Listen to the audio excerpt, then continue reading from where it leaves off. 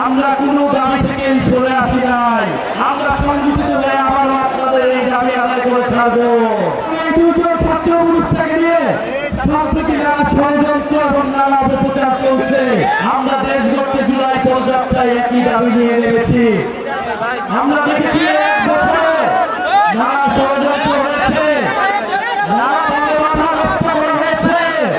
সরকার এই যুবককে এগিয়ে নিয়ে যেতে দেওয়া হয়নি, নতুন সংবিধানকে প্রতিষ্ঠা করতে দেওয়া হয়নি, ফ্যাসিস্টের রাষ্ট্রপতি চুক্তিকে অপসারণ করতে দেওয়া হয়নি, আমাদের ঘোষণাপত্র দেওয়া হয় নাই, আমরা কিছুই বলি নাই, আমরা কোনো দাবি থেকে সরে আসি নাই।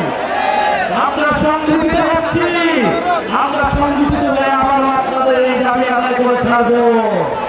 প্রিয় নরসিংদীবাসী, আপনারা জানেন যে এই নরসিংদীতে যে গণঅভ্যুত্থান হয়েছিল, এই গণঅভ্যুত্থানের দাবির প্রেক্ষিতে সারা বাংলাদেশের মানুষ নেমে এসেছিল। সেই সন্ত্রাস চালানোর মুক্ত একটি বাংলাদেশের দাবিতে আমাদেরকে এখন রাজপথে নামতে হচ্ছে। প্রিয় নরসিংদীবাসী, আমরা ৩রা আগস্ট শহীদ মিনারে জড়ো, আমরা বিশ্বাস করি শুধু নরসিংদীবাসী আসলেই আমরা শহীদ মিনার থেকে আমাদের দাবি আদায় করে ছাড়তে পারবো। নরসিংদী নারায়ণগঞ্জ গাজীপুরবাসী আসলেই ঢাকা ভরাট হয়ে যাবে। প্রিয় নরসিংদীবাসী, আমরা আপনাদের নরসিংদী এলাকায় কাজ করতে চাই, নরসিংদীকে শিল্প উন্নত হিসেবে গড়ে তুলতে চাই।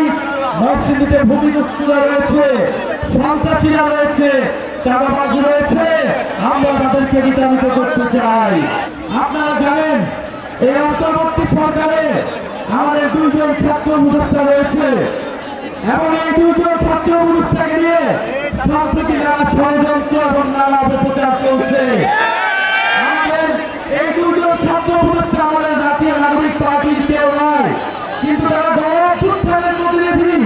গণঅভ্যুত্থানকে শক্তিশালী করতে, গণঅভ্যুত্থানের আকাঙ্ক্ষা বাস্তবায়নে তারা অন্তর্বর্তী সরকারে রয়েছে।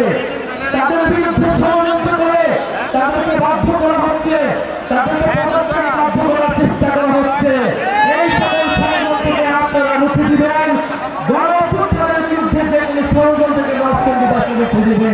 শিয়া বাটার ও ভিটামিন ই সমৃদ্ধ লিলি হালাল বিউটি সোপ, তারুণ্যময় উজ্জ্বল ত্বকের জন্য। বিচার সংস্কার এবং নতুন সংবিধানের দাবিতে আমরা গত ৩রা আগস্ট শহীদ মিনারে এবং শহীদ মিনার থেকে বাংলাদেশে নতুন বাংলাদেশের ইতিহাস ঘোষণা হবে, সেই ঘোষণা জানিয়ে আজকে আমরা শেষ করছি। ইনকিলাব জিন্দাবাদ।